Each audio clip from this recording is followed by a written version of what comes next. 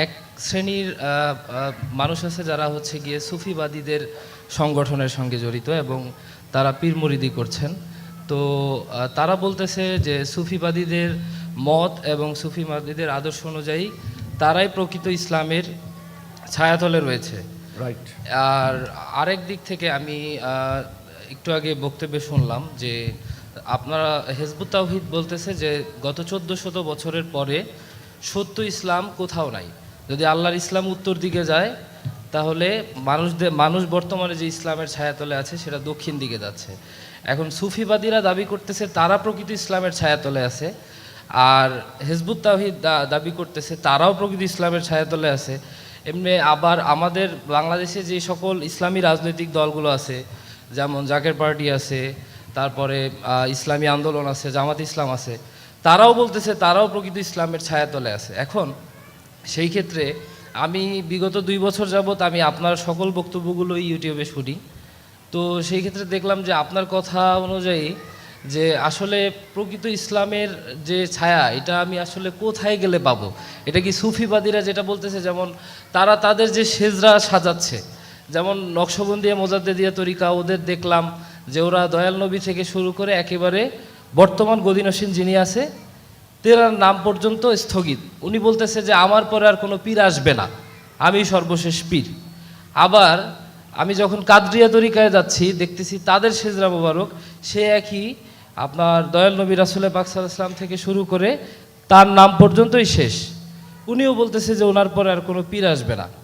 তো এখন আসলে সত্যটা কোথায়, এটাই আসলে আমার জানা দরকার। এটা $মিলিয়ন প্রশ্ন, আপনার নয়, কেবল লক্ষ লক্ষ মানুষের একই প্রশ্ন। জি, কোথায় গেলে সত্য পাবো? জি, সবাই বলছেন আমাদের দিকে আসো, হ্যাঁ, প্রত্যেক পীরেরা বলছেন আমার হাতে বায়াত নাও। জি, আমি আপনি কেবল দাবি করলে হবে না, দাবির সপক্ষে হ্যাঁ, দলিল প্রমাণ থাকতে হবে। এই প্রমাণ এটাই হলো বাইয়িনা। কোরআনে আল্লাহ বলছেন আয়াত, আয়াত মানে নিদর্শন।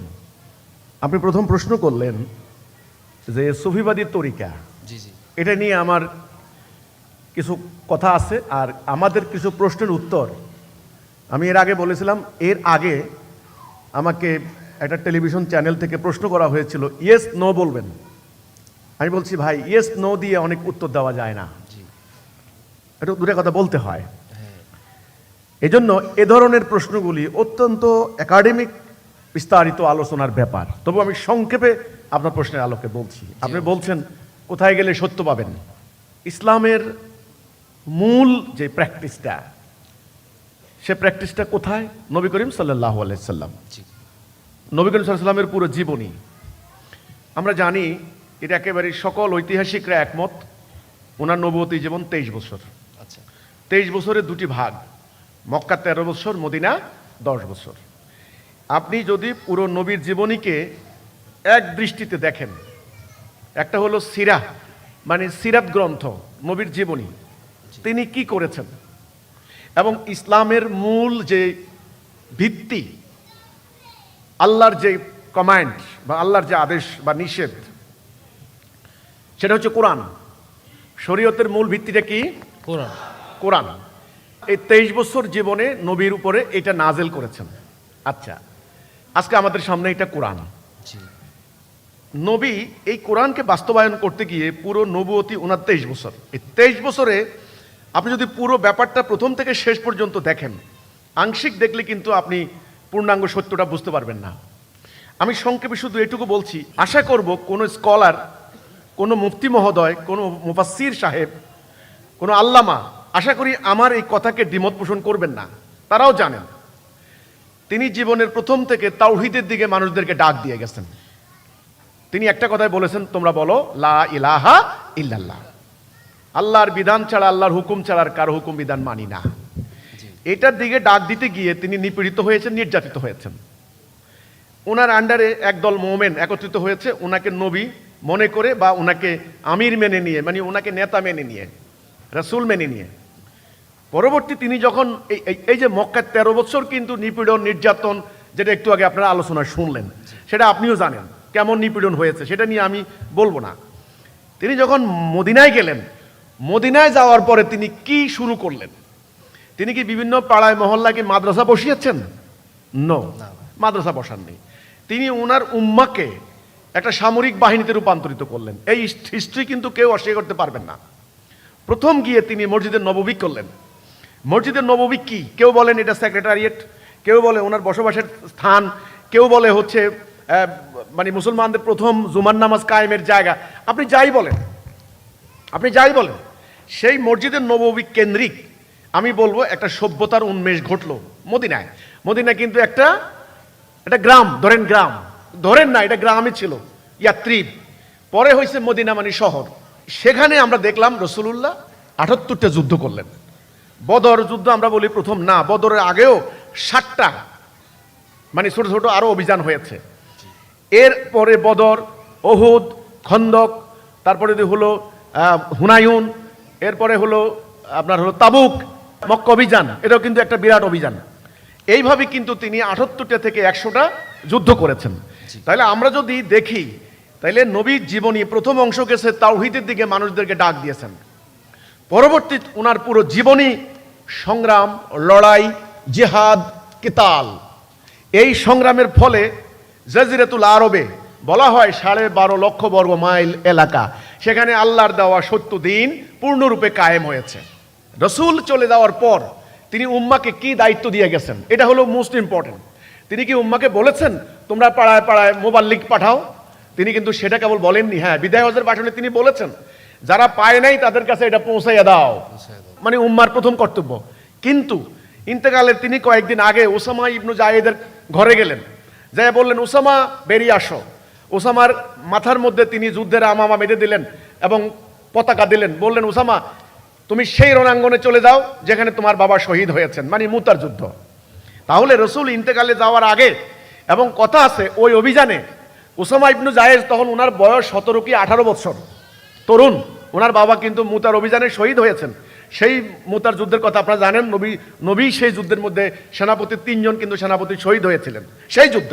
তো হযরত উসামা ইবনু জায়েদ যখন রওনা দিলেন রণাঙ্গনে, তখন 30,000 সৈন্য যোদ্ধা এবং খুব জলিল কদর সাহাবীরা, সিনিয়র সাহাবীরা পর্যন্ত, যাদেরকে বলা হয় কোর, তারা পর্যন্ত হযরত উসামার আন্ডারে তাদের যেতে হয়েছে।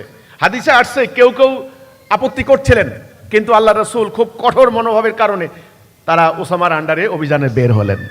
4 দিন পর্যন্ত যাওয়ার পরে তিনি শুনলেন রাসূল ইন্তেকাল করছেন। তিনি ফিরে এসে আল্লাহ রাসূলের দাফন কার্য সম্পাদন করার পর তিনি আবার বেরিয়ে গেলেন অভিযানে। সেই যে অভিযান বের হলো, আবু বকর গেলেন, হযরত ওমর গেলেন, হযরত আলী গেলেন, একে একে অভিযান চললো। এই দিক দিয়ে ইয়েমেন ভণ্ড নবীদেরকে দমন করে অভিযান শুরু হলো সিরিয়ার দিকে, অভিযান শুরু হলো ইরাকের দিকে, পুরো পারস্য বিজয় লাভ করলো। ওই দিকে ঘুরে গেল আপনার হলো লোহিত সাগর পার হয়ে ওরা চলে গেল মিশর, আলেকজান্দ্রিয়া, সেখান থেকে চলে গেল মরক্কো, আজকের একেবারে পুরো উত্তর আফ্রিকা।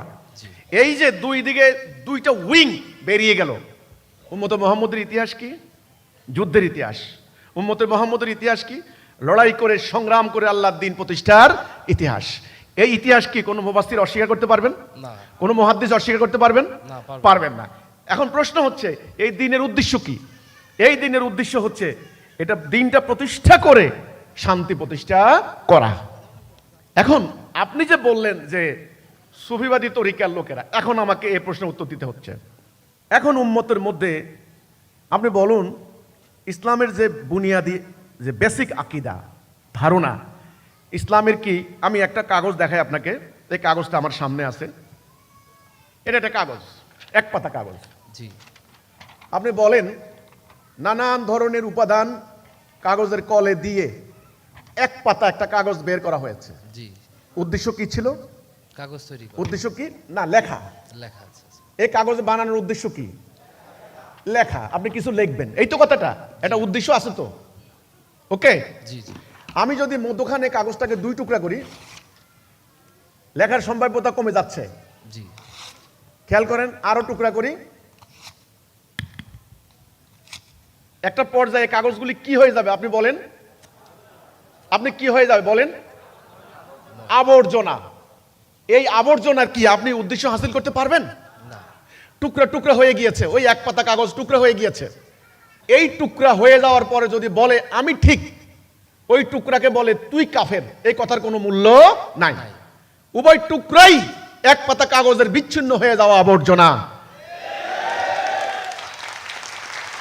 পরবর্তীতে উম্মার দুর্ভাগ্যজনক ইতিহাস, বিশ্বের সেরা মানব, মহামানব, পবিত্রতম মানুষ রহমতুল লিল আলামিন পেটে পাথর বেঁধে খেয়ে না খেয়ে যেই উম্মাকে ইস্পাত কঠিন ঐক্যবদ্ধ করলেন, সেই ঐক্যবদ্ধ জাতি কি করে টুকরো টুকরো হয়ে গেল? একদিনের ঘটনা নয়। দুনিয়ার সেরা জাতি, শাসক জাতি কি করে গোলাম হয়ে গেল? একদিনের ঘটনা নয়। শিক্ষায়, দীক্ষায়, জ্ঞানে, বিজ্ঞানে, সামরিক শক্তিতে, নতুন নতুন বৈজ্ঞানিক প্রযুক্তিতে দুনিয়ার শাসক জাতি, শিক্ষকের আসনে আসীন হওয়ার জাতি একেবারে নিকৃষ্ট, বিশৃঙ্খল, একদম একে মূর্খ, অজ্ঞ, গোলাম জাতিতে পরিণত হলো। কেমনে কেমনে? একদিনে হয়েছে? নো, একদিনে হয় নাই। ঘটনাটা একদিনের নয়। ওই যে পরবর্তীতে সাহাবীরা রক্ত দিয়ে যেই মাটি আল্লাহ দ্বীনের আন্ডারে দিয়ে গেলেন, সেই সাহাবীরা চলে গেলেন, ওনার সন্তানরা চলে গেলেন, উম্মার কয়েকশো বছর চলে গেল। এরই মধ্যে দুর্ভাগ্যজনক ঘটনা ঘটলো। পরবর্তী উম্মা, পরবর্তী ওরা জাতির যে লক্ষ্য, তারা লক্ষ্য ভুলে গেল। লক্ষ্যটা কি? সংগ্রাম করে দিন প্রতিষ্ঠা। এটা তারা ভুলে গেল। ভুলে গিয়ে কি করলো? অনর্থক, অপ্রয়োজনীয় কার্যক্রম নিয়ে তারা লিপ্ত হয়ে পড়লো। আচ্ছা, এরই মধ্যে ইসলাম ঢুকলো কোথায়? এই পারস্যে, ইরানে। পারস্যের মধ্যে আগে থেকেই একটা বিকৃত সুফিবাদী দর্শন চলতো, পূর্ববর্তী জরতুস্তিয়ান ধর্মের বিকৃত রূপ। অনেকে আমাদেরকে বলে যে ইসলামে কি মারেফত নাই? আপনার কথার ভিতরে শুধু জেহাদ, কিতাল, সংগ্রাম, রাষ্ট্র পরিচালনা, তাহলে মারেফত কি? অনেকে প্রশ্ন করে মারেফত কি? আমি বলবো হ্যাঁ, ডোন্ট মিস্টেক, ভুল করবেন না, কিন্তু ডোন্ট বি মিস্টেক, ভুল করবেন না। কারণ কি? আপনাদের বডি, আপনার যে শরীর, এটার কিন্তু প্রধানত দুটি অংশ।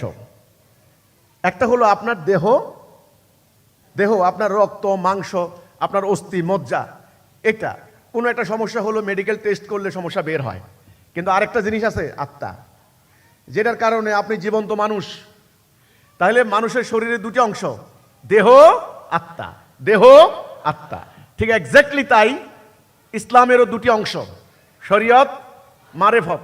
শরিয়ত, মারেফত। মারেফত ছাড়া ইসলাম নাই, আবার শরিয়া ছাড়াও ইসলাম নাই। একটা মানুষের দুটি পা, একটা পা যদি কেটে দেন আরেক পা হাঁটতে পারে না। আচ্ছা, ইসলামে ঠিক তেমনি, এই দুইয়ের সমন্বয় ইসলাম। এখানে শরীয়তের বিধিবিধান আছে, এখানে নামাজের যেমন মাসলা মাসাইল আছে, এখানে রাষ্ট্র পরিচালনার নিয়ম আছে, এখানে সেনাবাহিনী কিভাবে যুদ্ধ করবে যুদ্ধের নিয়ম আছে, এখানে চুরি ডাকাতি করলে আদালতে কি শাস্তি, পেনাল কোড, দণ্ডবিধি দেওয়া আছে। কাজেই এখানে নামাজ, রোজা, হজ, যাকাতের যেমন মাসালা আছে, তেমনি রাষ্ট্র পরিচালনার, আদালত পরিচালনা করারও বিধিবিধান আছে। এগুলো হলো শরিয়া, আইন কানুন, দণ্ডবিধি, অর্থনীতি, এগুলি। আবার আত্মাও আছে, আধ্যাত্মিকতা, যেটাকে আমরা বলি মারেফাত। আচ্ছা, মারেফাতের বিষয় হলো আধ্যাত্মিক ব্যাপার। সেটা কি? এই দুইয়ের সমন্বয়ে ইসলাম। নবী করিম সাল্লাল্লাহু আলাইহি ওয়াসাল্লাম সাহাবীদের কি মারেফত শিক্ষা দেন নাই? কি মারেফত শিক্ষা দিয়েছেন? এই উম্মার লক্ষ লক্ষ সদস্যকে বিভিন্ন পীরের তরিকায় মারেফতি লাইনে বিভক্ত করে দিয়েছে। একটা আইডিয়া তাদের ভিতরে চালু করে দিয়েছে যে পীরের হাতে বায়াত নিতে হবে। পীর হাসরের দিন, বায়াত সংক্রান্ত কোরআনের আয়াত আছে, পীর হাসরের দিন উসিলা হয়ে তাকে রক্ষা করবেন। অথচ কোরআনে আল্লাহ বলছেন ওয়াবতাগু ওয়াসিলা ওয়াজাহাদু ফি সাবিলিল্লাহ, উসিলা তালাশ করো, আল্লাহর রাস্তা জিহাদ করো। বায়াত কি? বায়াতের মধ্যে আছে বায়াতুশ শাজারা, বায়াতুর রিদওয়ান। কোরআনে আল্লাহ বলছেন, নবী করিম সাল্লাল্লাহু আলাইহি ওয়াসাল্লাম যখন হুদাইবিয়া নামক জায়গায় যখন থামলেন, রাসূল যখন রওনা দিলেন করবেন, উমরা করবেন, তখন তিনি খবর পেলেন শত্রুরা মানে যুদ্ধ করবে। তখন আলাপ আলোচনা করার জন্য ওনার মেয়ের জামাই হযরত ওসমান ইবনে আফফান রাদিয়াল্লাহু আনহু ওনাকে পাঠালেন। খবর আসলো ওসমানকে ওরা হত্যা করেছে। এই কথা শুনে তিনি রাগে অগ্নিশর্মা হয়ে গেলেন।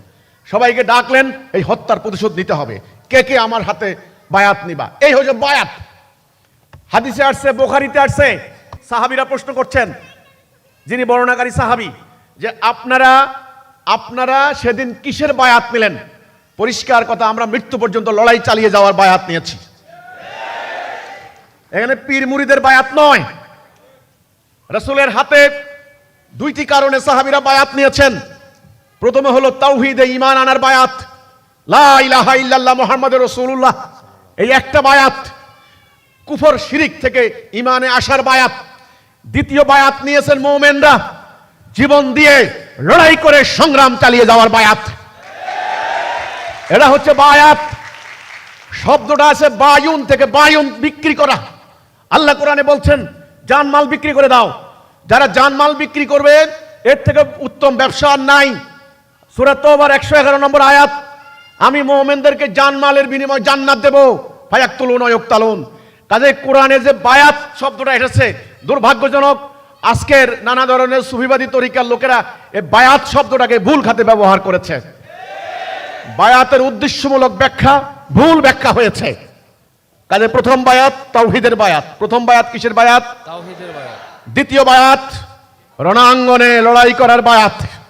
এই দুটো বায়াত পাই আমরা রাসূলুল্লাহর জীবনীতে। এবার ওনার প্রশ্নের উত্তর দ্বিতীয় অংশ। এই প্রশ্নগুলি সহজ নয়। 1000 বছর থেকে এই উম্মাকে কুরে কুরে ধ্বংস করে দিয়েছে। তা না হলে রাসূল পাক সাল্লাল্লাহু আলাইহি সাল্লাম উম্মার হাতে দিয়ে গেছেন তলোয়ার, উম্মার হাতে তসবির দানা কি করে উঠলো? কি করে উঠলো? রাসূলুল্লাহ রণাঙ্গনে মুজাহিদদেরকে তিনি বের করে দিয়েছেন। সেই মুজাহিদরা পরবর্তীতে সেই উম্মা কি করে খানকায় ঢুকে ঘরে দরজা বন্ধ করে চোখ বন্ধ করে আল্লাহর সান্নিধ্য যাওয়ার চেষ্টা করলো কিভাবে? এই ইতিহাস দীর্ঘ ইতিহাস, আমি দীর্ঘ ইতিহাসে যাব না, শুধু ওনার প্রশ্নের শেষ উত্তরটা আমি দিয়ে দিচ্ছি। তাহলে ইসলামের দুটি দিক, শরীয়ত এবং মারিফত। ইসলামের মারিফত কি? নবী করিম সাল্লাল্লাহু আলাইহি সাল্লামকে মারিফতের শিক্ষা দেননি? সাহাবীদেরকে দেননি? নাকি তিনি আংশিক শিক্ষা দিয়েছেন? তাহলে মারিফতটা কি? আপনি কি আমার কথা বুঝতে পারছেন? আপনারা ইসলামের মারিফতটা কোন জায়গায়? সেটা কি? আপনি যখন ঈমান আনবেন, লা ইলাহা ইল্লাল্লাহ, আপনার হৃদয়ে পূর্ববর্তী সমস্ত উপাসনা, আরাধনা, ইবাদত, বন্দিগি বা আনুগত্য, অন্য কারো হুকুম মানা আপনার যদি ভিতরে থাকে, সেটা শেষ। আপনি একমাত্র কার হুকুম মানবেন? তাহলে প্রথম পরিবর্তনটা কোথায় আসবে? কালবে, কালবে, আত্মায়, ভেতরে আপনি বিশ্বাস করবেন যে আমি আল্লাহর হুকুম ছাড়া কারো হুকুম মানি না। আমাকে সৃষ্টি করেছেন আল্লাহ, আমি চলে যাব আল্লাহর কাছে, আমার এই সমস্ত কর্মের জন্য আল্লাহর কাছে দায় থাকতে হবে। ওকে, লা ইলাহা ইল্লাল্লাহর মানে হলো আল্লাহর আদেশ নিষেধ, যেটা আল্লাহ আদেশ করেছেন সেটা করব, যেটা নিষেধ সেটা করব না। এই হচ্ছে বিশ্বাস। অর্থাৎ আপনার সমস্ত কর্মে, সমস্ত কাজে আপনি আল্লাহকে একমাত্র হাজির নাজির জানবেন, আল্লাহকে উপস্থিতি জানবেন। এই যে আল্লাহকে উপস্থিত গণ্য করে কোনো কাজ করা, পথ চলা, এটা হলো মারিফতের শুরু। এটা হচ্ছে মারিফতের শুরু, আধ্যাত্মিকতা। শোনেন, দুটি ভাগ আছে, একটা হচ্ছে জাগতিক, একটা হচ্ছে আধ্যাত্মিক, একটা হচ্ছে আত্মিক প্রেরণা। নবী করিম সাল্লাল্লাহু আলাইহি সাল্লাম এই শিক্ষা দিয়েছেন বলেই সাহাবীরা কোনো অপরাধ করতে গেলে আল্লাহর ভয়ে তারা প্রকম্পিত হতেন, তারা সেটা করতেন না। দু একজনে যদি করে ফেলতেন কোনো একটা অপরাধ শয়তানের প্ররোচনায়, সাথে সাথে রাসূলুল্লাহর কাছে এসে বলতেন, ইয়া রাসূলুল্লাহ, এই অপরাধ করেছি, আমাকে শাস্তি দিন। এই যে কোনো সাক্ষী নাই, পুলিশ নাই, ধরে আনার জন্য বিশেষ কোনো বাহিনী নাই, ওনাকে কে তাড়না দিল? কিসের কারণে অপরাধ স্বীকার করলেন? কিসের কারণে? মারিফত, আধ্যাত্মিকতা।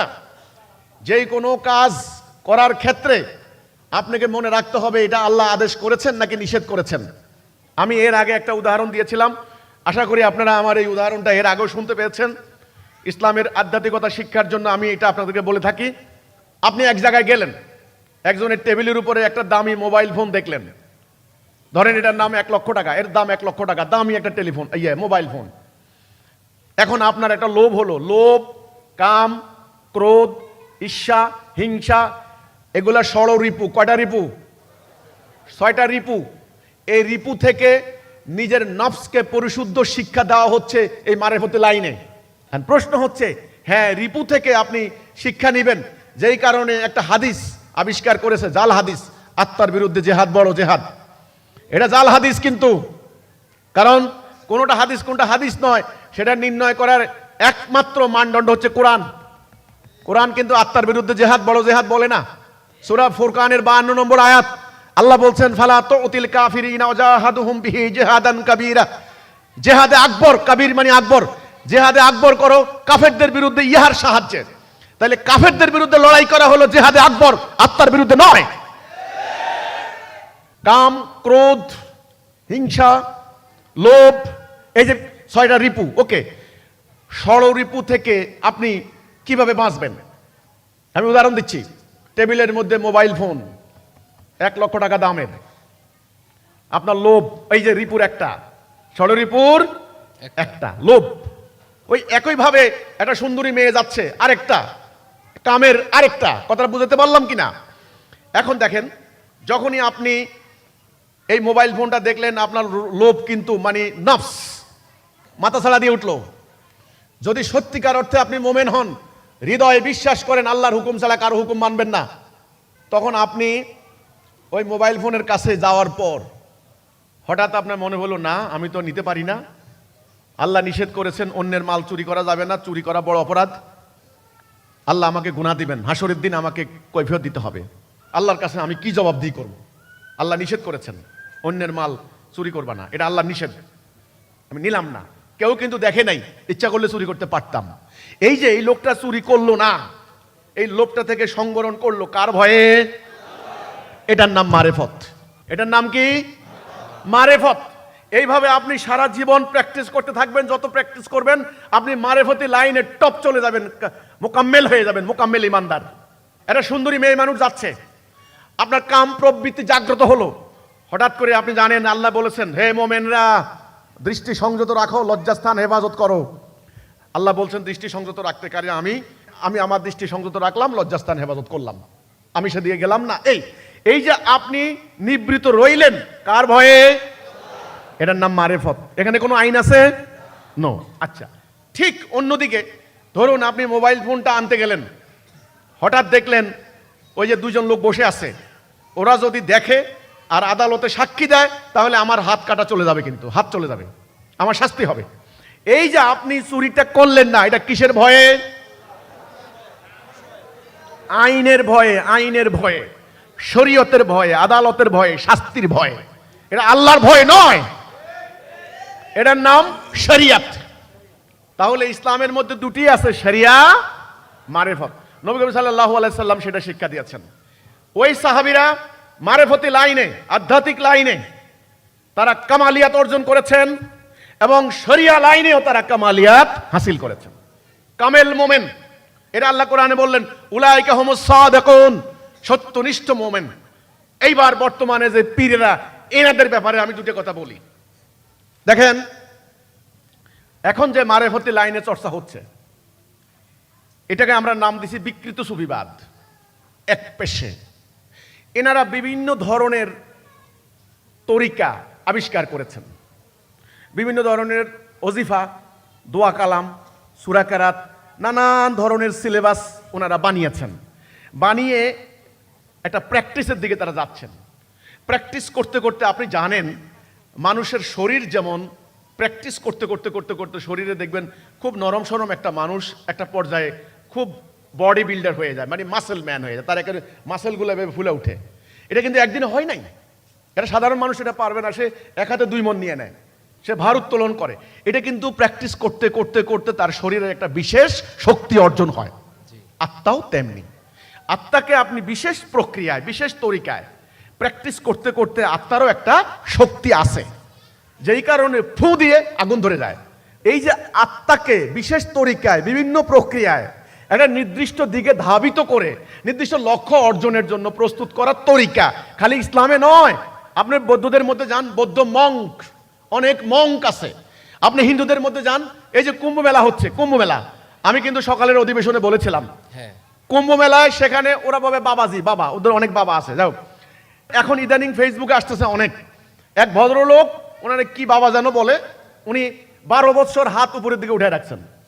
এটা কিন্তু উনি প্র্যাকটিস, আমি আপনি পারবো না, উনি কিন্তু করছেন। আচ্ছা, আরেকজনের রুদ্রাক্ষের মালা 40 কেজি না কত কেজি, উনি 30 বছর না কত বছর মাথায় নিয়ে ঘুরছেন। আরেকজন দেখলাম তিনি 30 বছর কোনো গোসল করেন নাই, কিভাবে তিনি ছিলেন। আরেকজন দেখবেন অন্তত 10 বছর তিনি ঘুমান নাই। এই ধরনের নানান ধরনের প্র্যাকটিস সারা ওয়ার্ল্ডের বিভিন্ন জায়গায় কিন্তু আছে। এগুলি উম্মতে মুহাম্মদীর নবী করিম সাল্লাল্লাহু আলাইহি সাল্লামের দেওয়া তরিকা নয়। ইরান আজকের পারস্য, এই সুফিবাদের একেবারে মূল সূতিকাগার ইরান, পারস্য, ইরাক সহ আজকের সিরিয়ার কিছু অংশ আছে। আর আফগানিস্তানের বিশাল এলাকা তখন কিন্তু পারস্য সাম্রাজ্যের আন্ডারে ছিল আফগানিস্তান। আচ্ছা, এখানেও দেখবেন আপনি মধ্যযুগে আপনার কিছু বাজারের বই আছে, যেমন তাজকিরাতুল আউলিয়া। তাজকিরাতুল আউলিয়া পড়লে কিন্তু আপনি পাবেন মারাত্মক মারাত্মক সমস্ত মানে অলৌকিক ঘটনাবলীর কাহিনী। একজন তো নিজের চামড়া খুলে ফেলেছে, সোজা কথা, প্রকাশ্য সুলতানের দরবারে। আছে না এই ধরনের কাহিনী? আচ্ছা, আরেকজনের কাহিনী আছে আনাল হক। আনাল হক বলার সাথে সাথে ওনাকে মনসুর হাল্লাজ যে কাহিনী আপনারা জানেন, ওনাকে হত্যা করা হয়েছে, মাথা আলাদা করে ফেলছে, বডি আলাদা করে ফেলছে, দুই অংশ বলে আনাল হক আনাল হক। এবার টুকরা টুকরা করছে, প্রত্যেক টুকরা বলে আনাল হক আনাল হক। এবার আগুন দিয়ে জ্বালাই দিছে, ছাই উড়াই দিছে, পানির মধ্যে ছাই বলতেছে আনাল হক আনাল হক। এবার পানির মধ্যে উত্তাল শুরু হয়ে গেছে, বিশাল বড় মানে হলো কি বলে সুনামি, মানুষ ধ্বংস হয়ে যাবে, শুরু করে দিছে আনাল হক আনাল হক। কথাটা এই গল্পগুলো তাজকিরাতুল আউলিয়ার মধ্যে আছে। আচ্ছা শুনেন, এরপরে কি হয়েছে, এখন উনি নাকি জীবিত অবস্থায় বলে গেছেন আমার এই খেরকা, আমার জুব্বা এই অবস্থা হবে, আমার পরিণতি এই হবে, তোমরা এটা তখন সমুদ্রে নিক্ষেপ করবা, তখন পানি ঠান্ডা হয়ে যাবে, নাহলে শহরে সব মানুষ মারা যাবে। তখন ওনার এই এই এই খেরকাটা এই সমুদ্রে নিক্ষেপ করা হয়েছে, ঠান্ডা পানি ঠান্ডা হয়ে গেছে। এই গল্প শুনেন নাই? শুনছেন কিনা? আচ্ছা, আমার কথা হলো নবী করিম সাল্লাল্লাহু আলাইহি সাল্লাম এই ধরনের প্রক্রিয়া, এই ধরনের তরিকা কি উনি শিক্ষা দিয়ে গেছিলেন?